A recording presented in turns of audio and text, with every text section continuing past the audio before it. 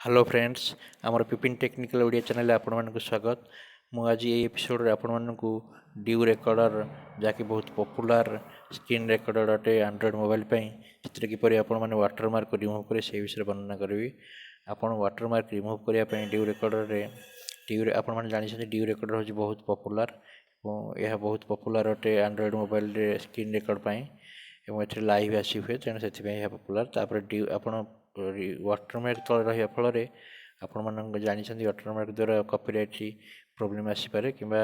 YouTube video बनले copyright problem आसीपे कि आपन यह भल देखा जाए से आप वाटरमार्क रिमूव करने को समस्त चाहते तेणु आपने प्रथम वाटरमार्क रिमूव करने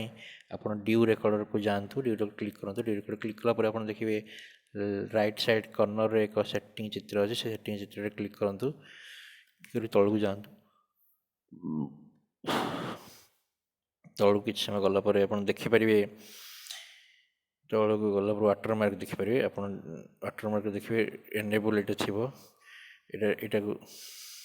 एनेबल मोर डिसेबल अच्छी एनेबल थे आप वाटरमार्क आसे डिसेबल थे बर्तमान यहाँ को डिसेबल कर दिंतु बर्तमान मोर डिसेबल अच्छे तेणु मोर वाटरमार्क आसना यू एनेबल कले आप वाटरमार्क आसो डिसेबल कले वाटरमार्क आसना देखो